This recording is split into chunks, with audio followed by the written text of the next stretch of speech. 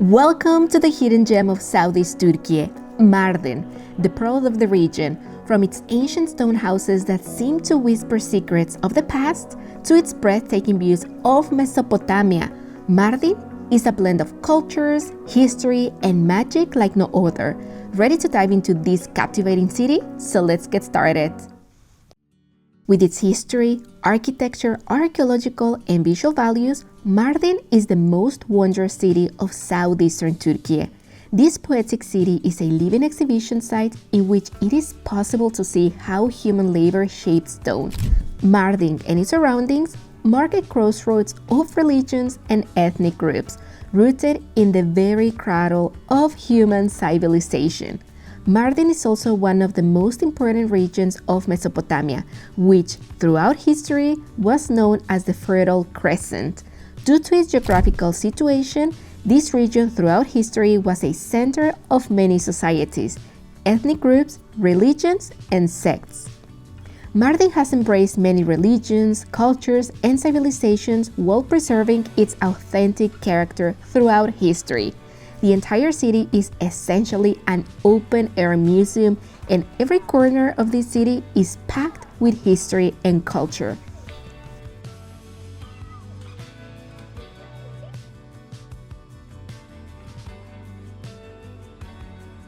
We are driving from Şanlıurfa to Mardin, which takes approximately 3 hours. However, if you prefer to fly from Istanbul, that is also an option. There are direct flights from both airports in Istanbul to Mardin Airport, which is located 20 kilometers from the city center, and you can find buses, shuttles, cabs to go to the city center. If you look for a more comfortable option, you can either rent a car or call for an airport transfer. Before we continue with our video, and if you're wondering what's a great, affordable, and easy way to get internet abroad, let me introduce you to Nomad eSIM. This is a reliable solution that will save you time and money, covers over 170 countries, offers regional plans. Simply download our app, browse plans, select one, purchase it, click to install, and activate the plan. The process takes less than 5 minutes and can be done before your trip. This way, you'll have internet as soon as you land in your new destination. Installation and activation instructions are emailed after purchase. Just make sure that your mobile device is unlocked and supports eSIMs. Use my promo code for $5 off your first purchase over $10 and explore stress-free. Winters are wet and chilly, while summers are quite hot. Therefore, the spring and autumn months are the best to visit this place.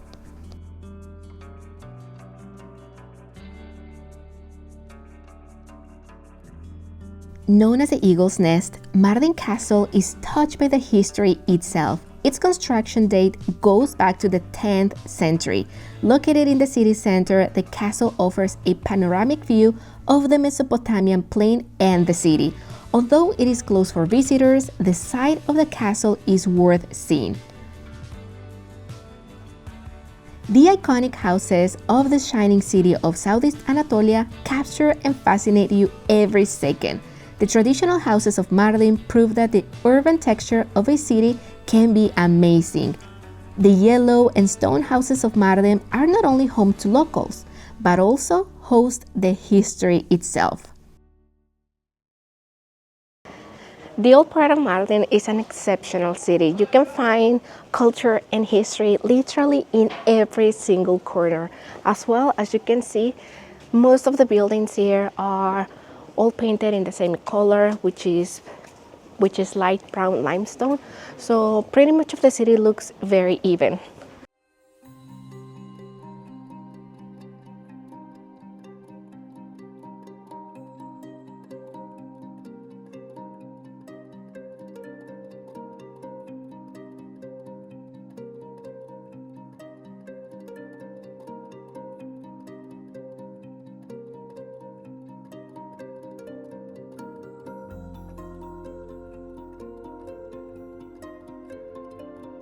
One of the city's most iconic landmarks is the stunning Mardin Grand Mosque, known for its unique sliced dome and the tall minaret that dominates the skyline. Built during the Artukid period, this mosque originally had 2 minarets, but today only one stands, carrying an inscription that dates back to 1176. Over the centuries, the mosque has seen several renovations, but it still holds onto its historic charm. Interestingly, some Assyrian historians believe it may have originally been a church, which adds a fascinating layer to its story and hints at the city's deep religious and cultural roots.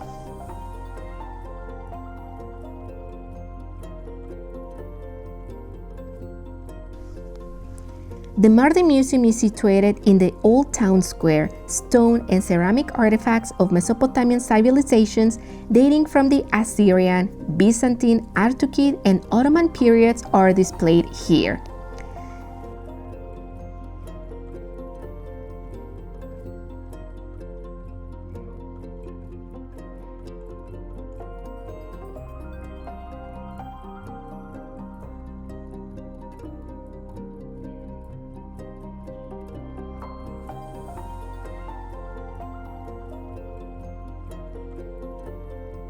Just below the castle lies the Zinciriye Madrasa, also known as the Sultanisa Madrasa, which was erected in the 14th century.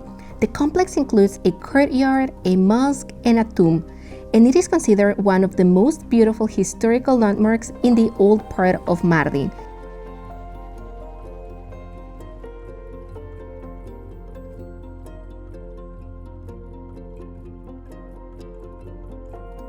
It is also known that in 1401, when Timur invaded Mardin, he imprisoned the last Artukid ruler, Sultan Isa, in this very place for a time.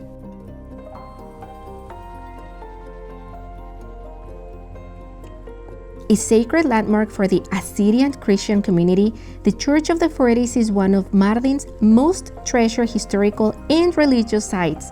Built in the 6th century, this beautifully preserved church is a stunning example of early Christian architecture, offering visitors a glimpse into the region's deep spiritual roots. Located in the Shar neighborhood of Mardin's old city, an area still home to a vibrant Christian population, the church is also known as Mor Behnam, named in honor of the Syriac saint Behnam and his sister Saro. The name Church of the Forties comes from a significant event in its history. In 1170, the relics of 40 martyrs were brought here, giving the church its local name, Kırklar Kilisesi.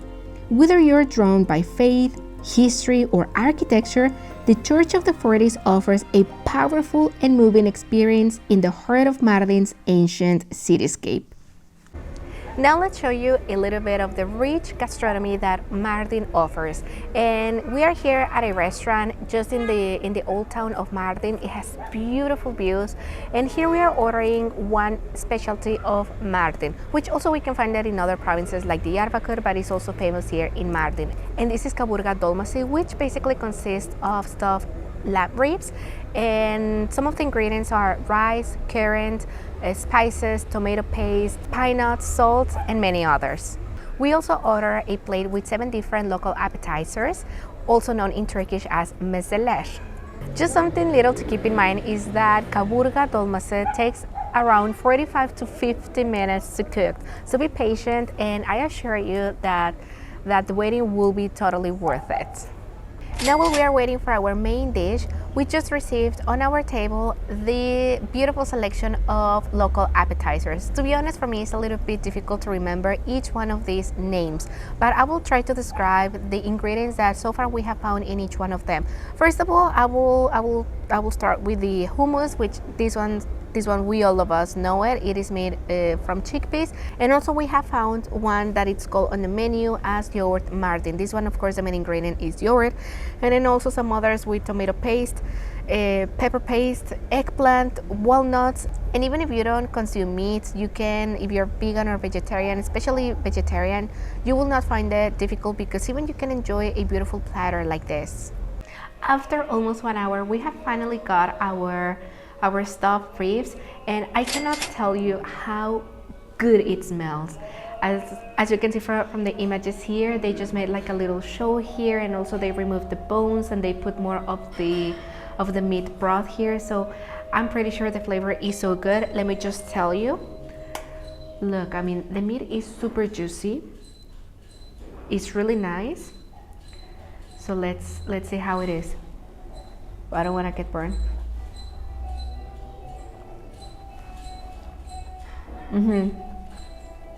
It's cooked perfectly, just perfectly. In fact, in Mexico we have something that it's called like barbacoa. It kind of tastes like that. It kind of reminds me to that flavor. And also, if you're wondering why we are in a different place from where we started showing you the other appetizers, it is because right now it is winter here. It is the beginning of December, so surprisingly during the day, like, the weather is really nice. It's very comfortable to be outside, but as soon as the sun goes down, then it gets really cold. So in my case, I wasn't able to feel my hands, so we came indoors, and this is where we are going to have our last meal.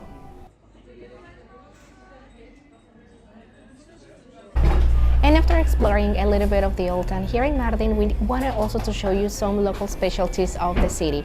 We came to one cafe which is very popular here among locals and tourists alike, and we have ordered 3 different desserts that are very local from the area, and basically you will not be able to found them very easily outside of Mardin. So this is the first one, and this one consists of a dessert made with grapes, and those grapes are locally produced here in Mardin, and walnuts as well.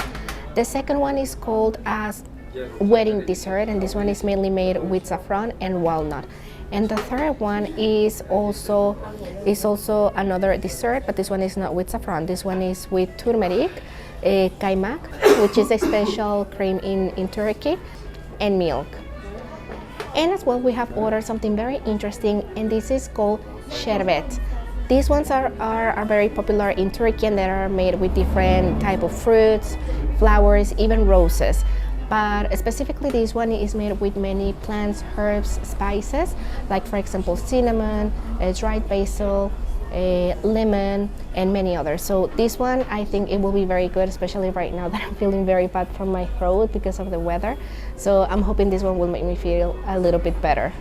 Now let's try this one, and I think I didn't tell you this one, but this one has 0 sugar. This is sugar-free, and this is really good. In fact, I believe it doesn't need any sugar, any extra flavor, because it already has plenty of flavor on its own. So this one, I really love it. Let's try the first one. Smells really good. Wow. This is something that I have never tried in my life, and I really liked it. Now here is the second one. This is the one made with turmeric.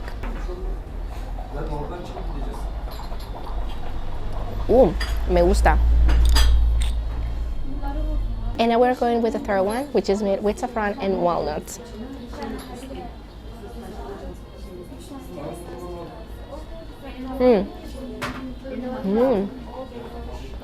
Oh, this one is so good.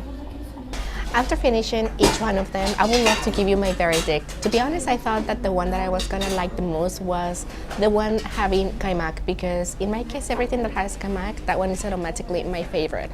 But surprisingly, my favorite was the one made with grape. That one was really, really good. Now it's time to show you another specialty, and this one is called harire kahvesi. But this one has more like a milky texture, and I will say that it kind of tastes a little bit similar to menengiç coffee, which is very popular around the region as well. This one, it is very, very soft to drink, so even if you like coffee but you don't like very strong flavors, I would suggest to try this one.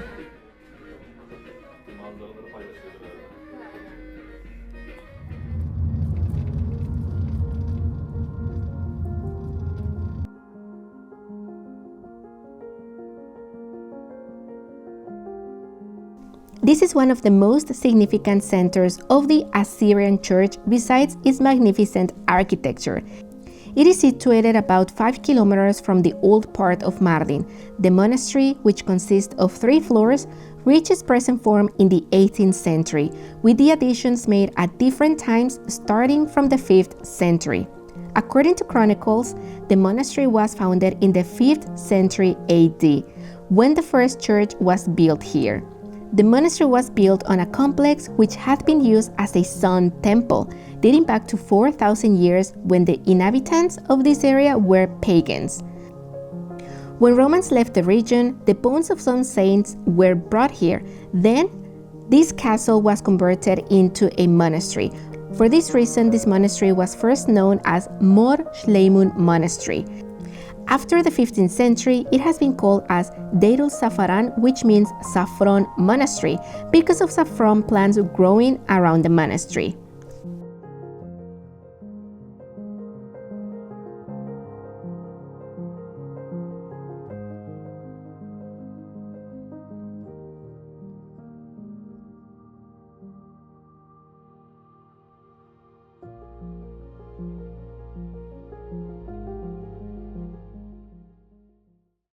If you're wondering how we are able to explore some of the places that are a little bit far away from Mardin city center, in our case we are on a private tour. We just got a local guide here through Reminder Tour as well, and that is how we are easily able to explore this area. Also, you can hire you can join a tour, you can join a group tour private, or also even you can hire a car. Just if you hire a car, be very careful with that, because here the navigation is not very accurate, and we found that in the hard way, so just be a little bit careful with that. But other than that, you can easily explore this area as well. The ancient city of Dara is approximately 30 kilometers from Mardin center and about 6 kilometers from the Syrian border. According to medieval historians, Dara was a military garrison established by the Persian king Darius III and named after him. Dara is also known as the Ephesus of Mesopotamia. Today, only 10% of the ancient city is on the surface and 90% is still underground. Still remains of castles, bridges, water channels, water cisterns, churches, arastas, palaces, bazaars, dungeons, armory, rock tombs, and civil settlements can be seen. One of the most impressive building groups of Dara is the rock-cut tomb groups, carved directly on bedrock. Hidden beneath the ancient city of Dara lies a marvel of Byzantine engineering. This massive cistern plunges 15 meters underground. That's 6 meters deeper than Istanbul's iconic Basilica cistern, holding an astonishing 10,000 cubic meters of water. It once covered the thirst of 40,000 people, an underground lifeline for an entire city.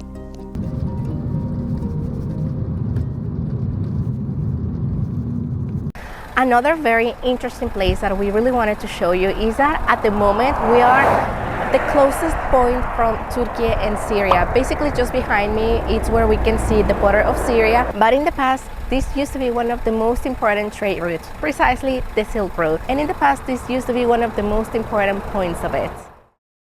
We have just arrived in a very special place here in Turkey, and this one, it's basically, they know it also as a pizza village. Now, you might be asking yourself, why a pizza village in this region, almost in the middle of nowhere? Because basically it's around 1 hour away from Mardin city center, but we will be telling you the story in a little bit. Now you will be wondering why in this village specifically they are making pizzas, and this is not the only pizzeria that you can find around here. You can find also plenty of other pizzerias in this village, and the main reason is because many of the locals, the Assyrians, this is an Assyrian village, when maybe like 20 years ago, the situation in this area was bad. So many of them, because it was very unsafe to live here, they had to move somewhere else. And many of them chose to move to Europe. Some of them were living in Italy, in Switzerland, in Germany. But later on, when the situation in this area got much better and safer for them, many of them came back to their lands. So since they learned while living in Europe, they learned how to make pizza. They also started doing it here, and now this village is also known as the Pizza Village. So it feels very interesting because we are in another part of Turkey where you wouldn't believe that there is a pizza village. But this is so interesting, this is so unique, so we are trying one. I already had a taste of one slice of one of the pizzas that we ordered, and let me tell you that the flavor is really good. I'm not an expert at pizzas, but at least the flavor is really good. As well, something that I really enjoyed here is that it's not very thick, because in my personal opinion, I don't like super thick pizzas. The slices here are very thin, so that so that way I can taste all the ingredients much better. As well, you can find some pizzas made with the local ingredients like chicken doner and some others, but as well you can find them the authentic flavors like margarita, Napolitan one, and fungi, and those other flavors as well.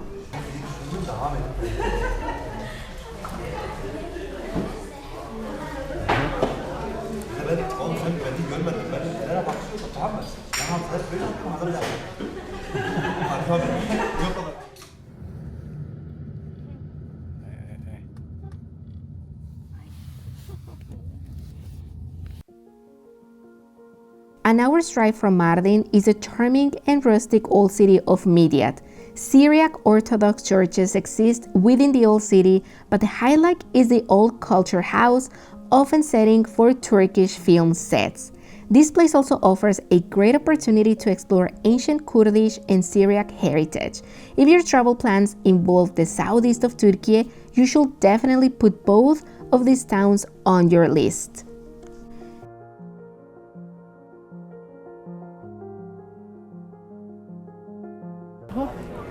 And right now we are at one of the locations of one Turkish series. Probably some of you have heard of it, and that TV series is called, or soap opera is called Hercai. Let me know in comments below if any of you have watched it before. So this is basically one Assyriac mansion, but now at the moment it is owned by the government and it is open to visitors as a museum. So I highly recommend that if you are visiting Mardin, you should absolutely come to Midyat and take a look into this beautiful mansion as well. Just as Mardin, also Midyat, it's an open-air museum. Here, especially the highlight, I will say it will be like the traditional houses that all of them have the same color, and they are from the Assyrian community as well. And that's a wrap on our journey through the incredible city of Mardin. From its ancient architecture to the stunning views and rich cultural heritage, this place is truly one of a kind. If you enjoyed the video, don't forget to give it a thumbs up, subscribe for more travel adventures, and drop a comment below. I would love to hear your thoughts or story about Mardin if you have been here. Thanks for watching, and I'll see you in the next video. Bye bye!